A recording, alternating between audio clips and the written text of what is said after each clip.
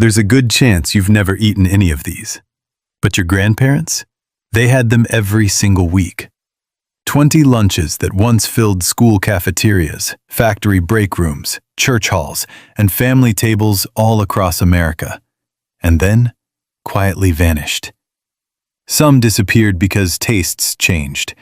Some because the ingredients got expensive. And a few we just plain forgot about.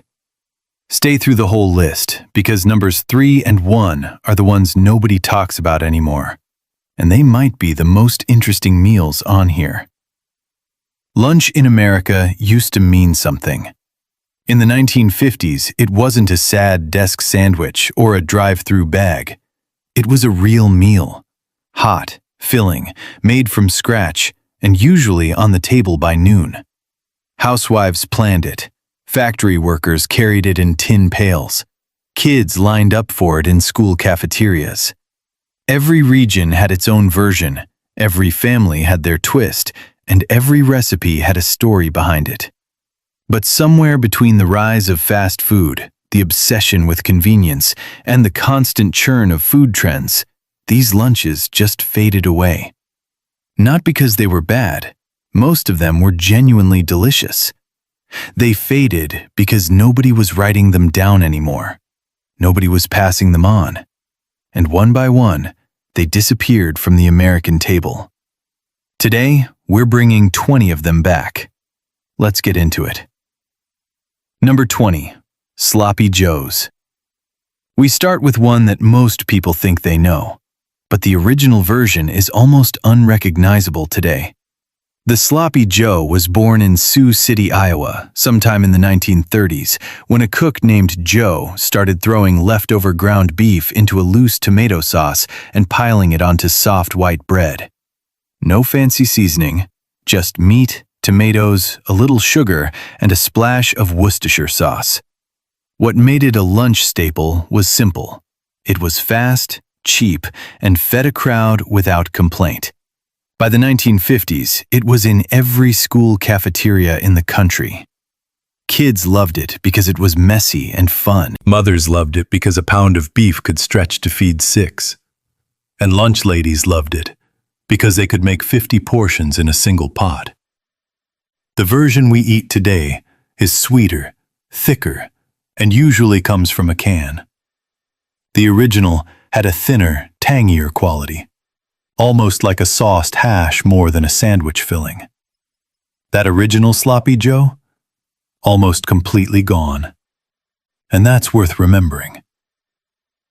Number 19. Rice-A-Roni.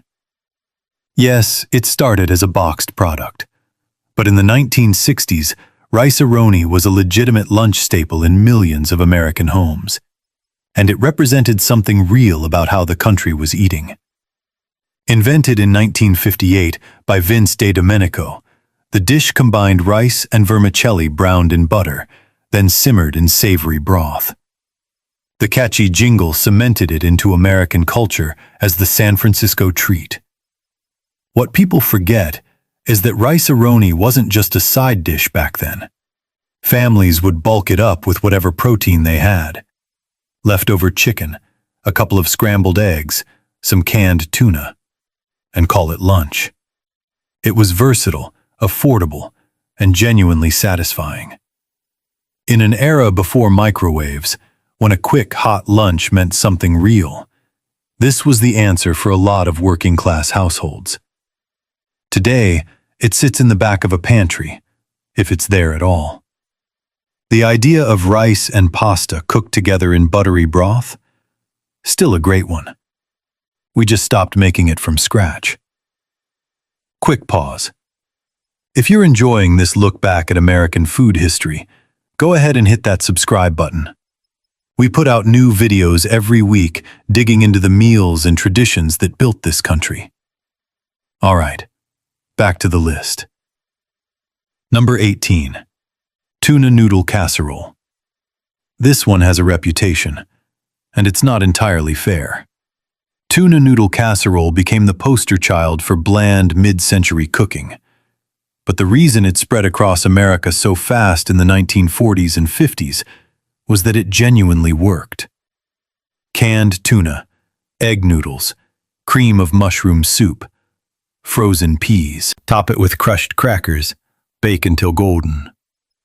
The dish took off during World War II, when beef and chicken were rationed, but canned fish was plentiful and cheap. A single can of tuna, a box of noodles, and 1 can of soup could feed a family of 4 for under 50 cents. Campbell's actively promoted recipes like this in their advertising, and the combination of smart marketing and real necessity turned tuna noodle casserole into a national lunch institution. In the Midwest, it got the cheddar cheese treatment. In New England, some families added celery and bell pepper. Every region made it their own. Today, it mostly shows up as a punchline. That's too bad. Made right, with good tuna and a proper crunchy topping, it's still a solid meal. Number 17. Beef stroganoff. Few dishes made the cultural journey that beef stroganoff made. It started in 19th century Russia, created by a chef working for the wealthy Stroganoff family, and arrived on American shores in the early 20th century.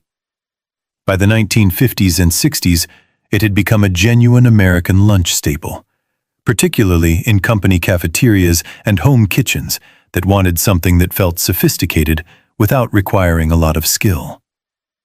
The American version leaned hard into sour cream and egg noodles, a departure from the original, but one that made it richer and more filling. Tender strips of beef in a creamy mushroom sauce, served over wide noodles. It was the kind of lunch that felt like it belonged at a dinner party, but cost the same as a diner special. What's interesting historically is how beef stroganoff represents a wave of European-influenced cooking that swept American kitchens in the post-war era. Families who had never traveled abroad were suddenly serving Russian-inspired dishes because they read about them in women's magazines. It was America's first real brush with food globalization, and stroganoff was leading the charge. Number 16. Chicken a la king. The origin of this dish is genuinely disputed. Some food historians credit a chef at the Brighton Beach Hotel in New York in the 1890s. Others point to a William King at a Philadelphia club around the same time. Either way, by the 1950s, chicken a la king was everywhere. The dish is straightforward. Chunks of chicken in a rich cream sauce with mushrooms, pimentos, and green peppers, served over toast, rice, or pasta. It was the perfect solution for leftover roast chicken. You roasted a bird on Sunday, and Monday's lunch was chicken a la king. In an era before widespread home refrigeration, that kind of next-day transformation was both practical and essential. It appeared on hotel dining room menus, church luncheons, women's clubs, and company cafeterias from coast to coast. Refined enough for company, simple enough for Tuesday. Today, it's almost completely disappeared from American lunch culture.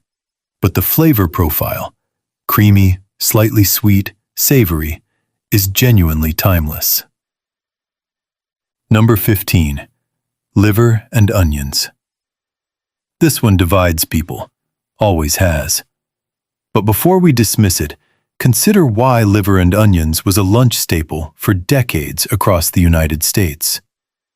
Beef liver was cheap, significantly cheaper than muscle cuts, and extraordinarily nutritious. A single serving delivers more iron than almost any other food, plus B vitamins and high-quality protein. The preparation was simple. Soak the liver in milk to draw out bitterness, then fry it with onions until crispy at the edges but tender inside. The caramelized onions added sweetness that balanced the liver's intense mineral flavor.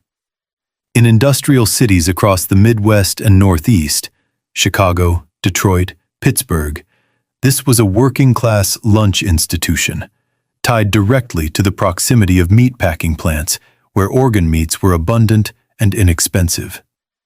It fell out of fashion as incomes rose and people could afford to be selective about their protein. The generation that ate liver because they had to raised children who never had to.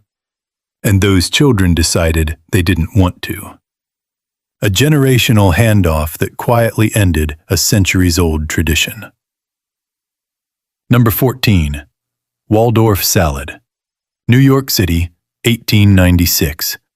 The Waldorf Astoria Hotel. Oscar Cherky, the legendary maître d'hôtel, creates a simple salad of apples, celery, and mayonnaise for a charity banquet. No lettuce, no walnuts yet.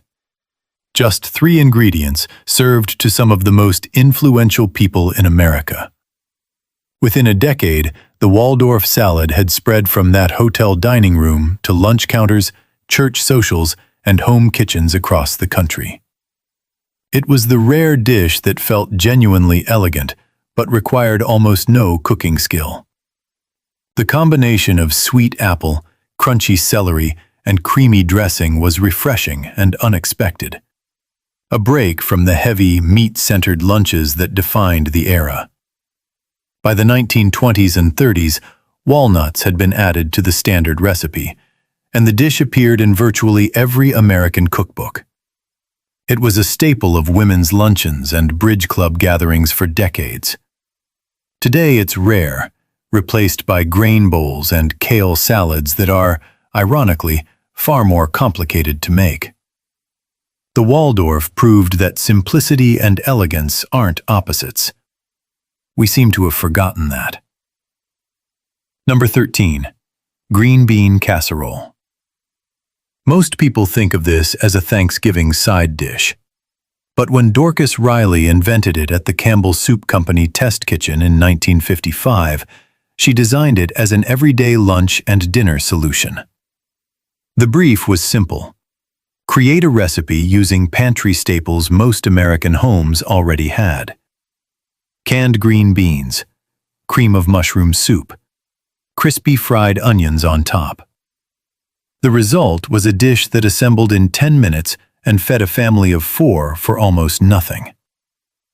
Throughout the late 1950s and 1960s, it appeared on lunch tables, at potlucks, at church suppers, and in company cafeterias. The fried onion topping gave it a satisfying crunch that made it feel more substantial than its humble ingredients suggested.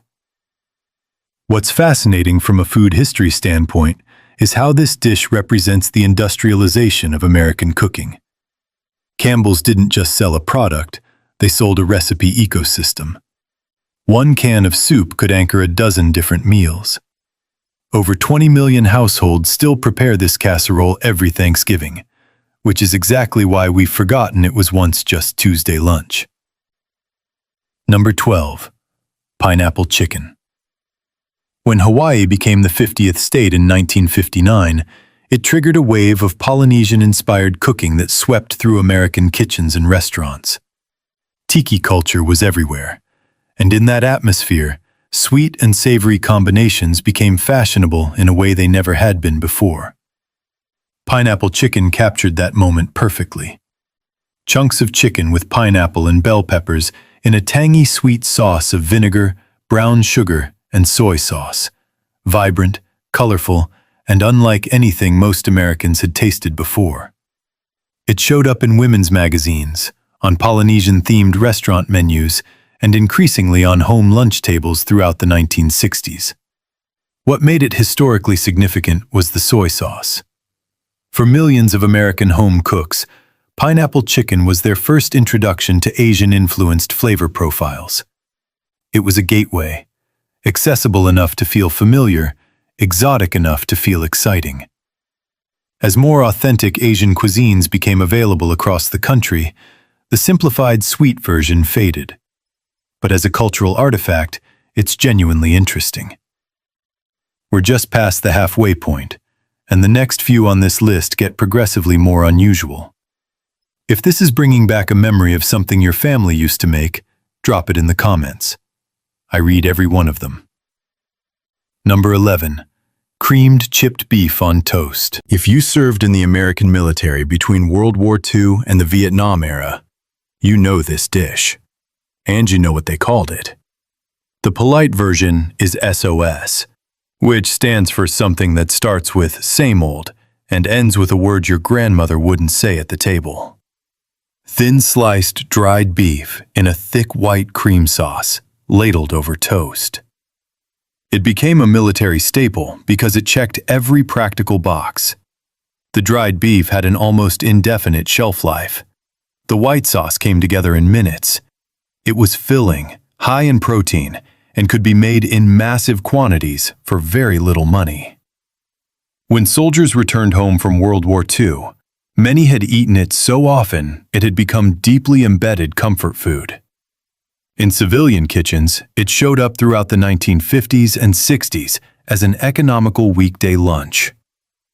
Families who had lived through the Depression had no issue with dried beef and a simple sauce. It was honest food that did its job. The shift away from it reflects broader changes in American food culture. The move toward fresher ingredients and away from heavy preserved proteins. But for a generation, SOS was as American as apple pie. Number 10. Pimento cheese sandwich. Below the Mason-Dixon line, pimento cheese is practically a religion. And for most of the 20th century, it was a religion that showed up on the lunch table at least twice a week. The spread itself is simple: grated sharp cheddar, pimento peppers, mayonnaise. But the combination is more than the sum of its parts. Creamy, tangy, with just enough sweetness from the peppers to balance the sharp cheese. Pimento cheese spread became widely available in American kitchens thanks to innovations in the dairy industry in the early 1900s.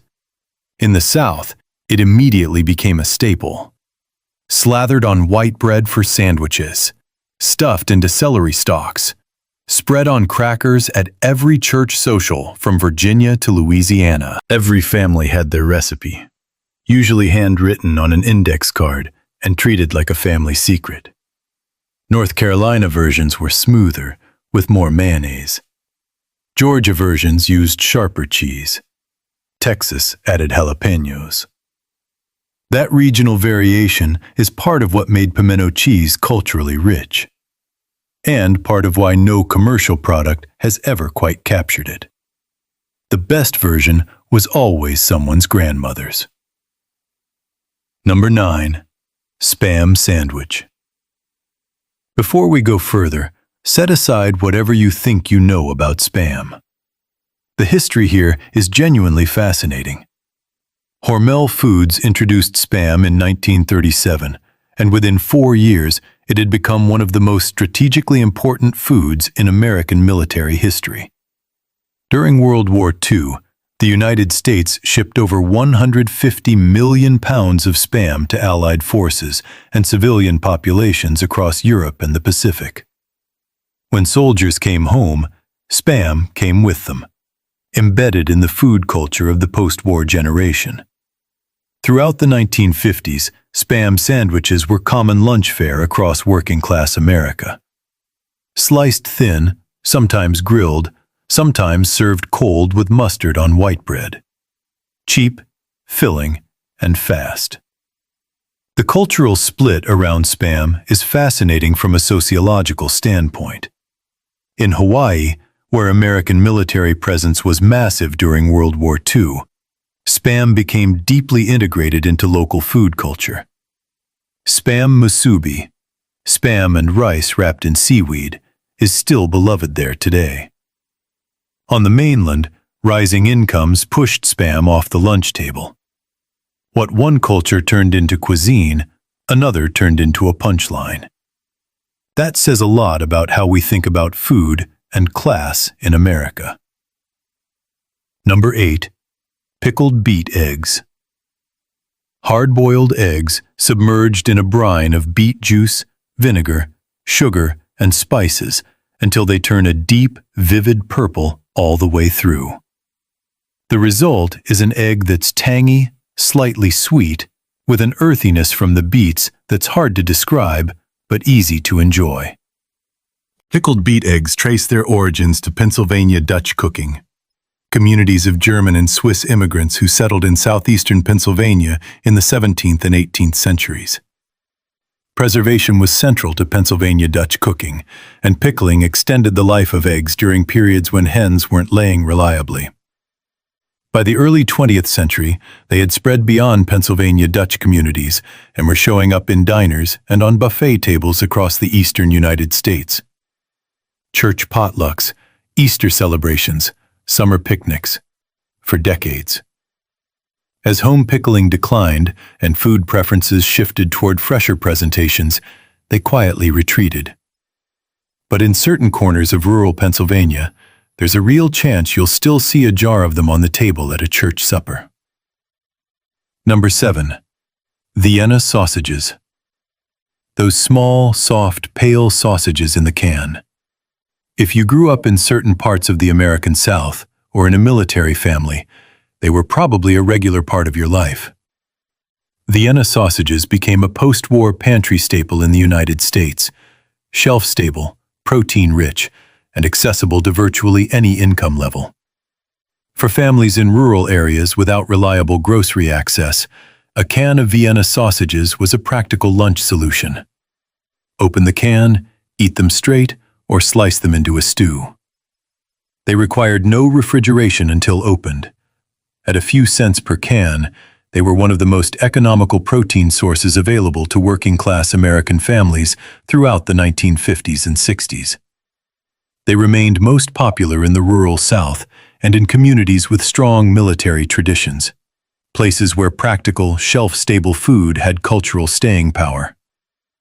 As fresh meat options expanded and health consciousness increased, canned sausages declined nationwide. But in certain southern communities, they're still comfort food, particularly among older generations who remember a time when a can opener and a box of crackers was a perfectly acceptable lunch. Number 6. Deviled ham spread. William Underwood's deviled ham, the little red can with the cartoon devil on it, has been in American pantries since 1868, making it one of the oldest branded food products in the country. For most of the 20th century, it was a genuine lunch staple. Open the can, spread it on bread or crackers, add mustard if you were feeling ambitious, and lunch was done. The appeal was pure practicality. No refrigeration required. Lasted years on the shelf. The flavor, spiced, slightly sharp ground ham, worked with almost anything. During both World Wars, it appeared in military rations. During the Depression, it stretched a family's protein budget. In the post-war era, it filled working lunches and school lunchboxes. Deviled ham's decline mirrors the broader shift away from canned and heavily processed meats. As the 1970s and 80s brought growing awareness of sodium content and food additives, the market contracted. The little red can is still out there. Underwood has been making it for over 150 years without interruption. But it's no longer the lunch fixture it once was. That kind of longevity deserves acknowledgement, even if the product itself has faded from daily use. Number 5. Tomato surprise.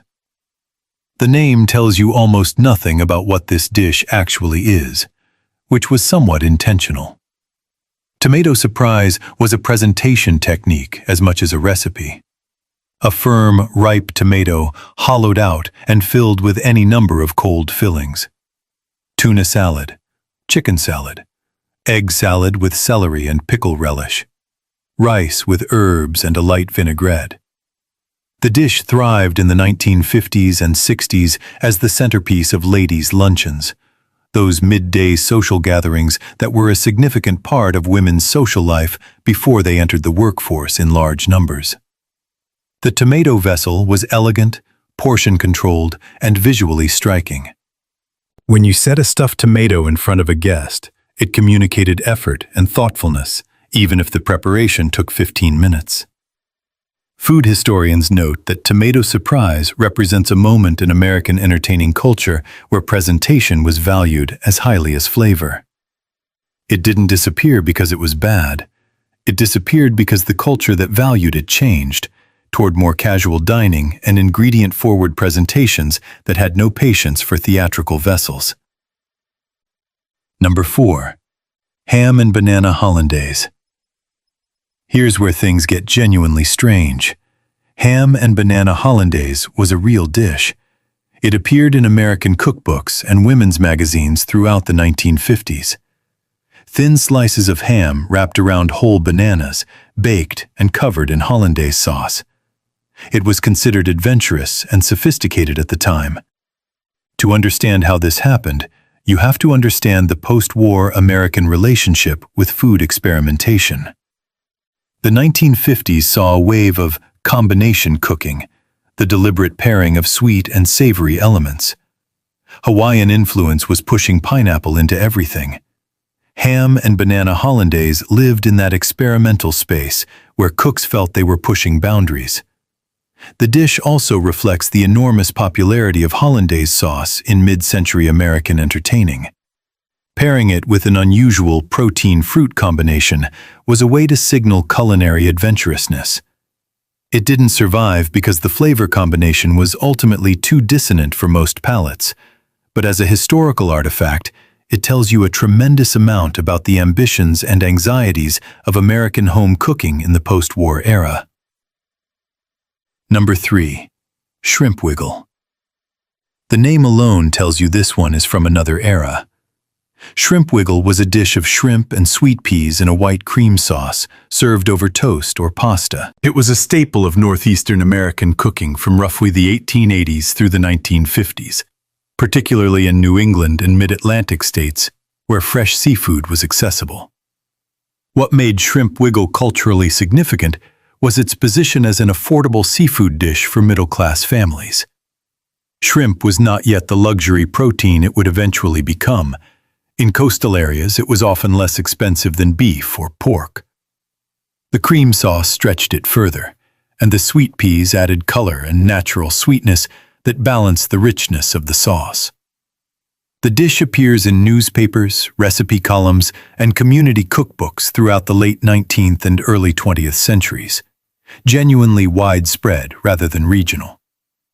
Its decline correlates with two things: the rising price of shrimp as demand increased, and the cultural move away from cream sauce-based seafood toward grilled and steamed preparations.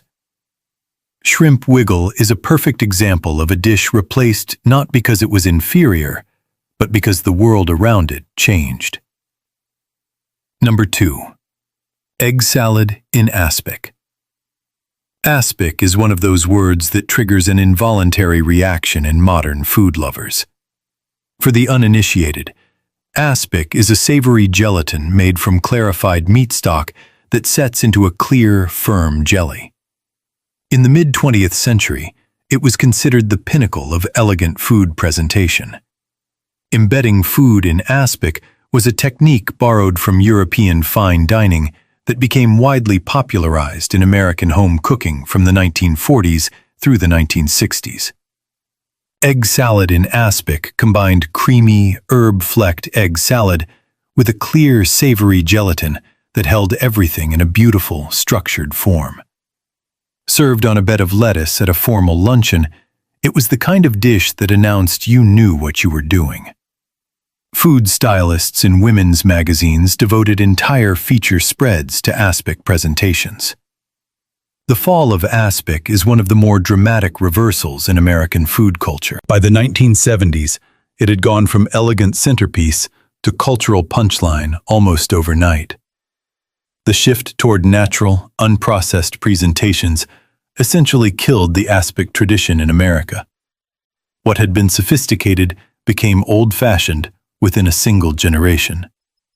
It's a fascinating case study in how completely food culture can invert its own values. Number 1. Banana meatloaf.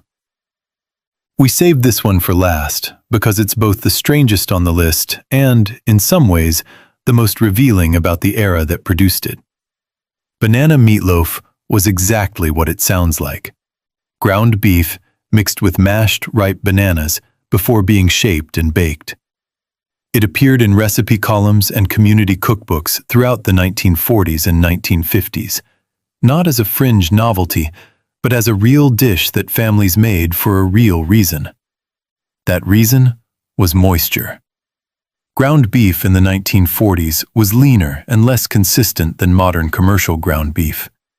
Adding mashed banana contributed fat, moisture, and a binding quality that helped the meatloaf hold together and stay tender during baking. The banana flavor largely cooked off, leaving behind moisture and a subtle sweetness that most people couldn't specifically identify but found pleasant. What makes banana meatloaf historically important is what it reveals about mid-century American cooking philosophy. Home cooks of that era were pragmatic above all else. If mashed banana made a meatloaf better and more affordable because bananas were inexpensive, then you added mashed banana. The fact that it sounds strange to us now reflects how far we've traveled from that pragmatic, ingredient-driven approach. We've traded practical creativity for culinary orthodoxy. And in doing so, we may have lost something worth keeping. 20 lunches, 20 stories. Each one a small window into a different version of America. One that was poorer in some ways, richer in others, and always remarkably creative with what it had. These dishes didn't disappear because Americans stopped being hungry or stopped caring about food. They disappeared because the world changed around them. Incomes shifted. Tastes evolved. Convenience won. And in the process, we lost some genuinely good ideas, along with the ones that maybe deserved to go.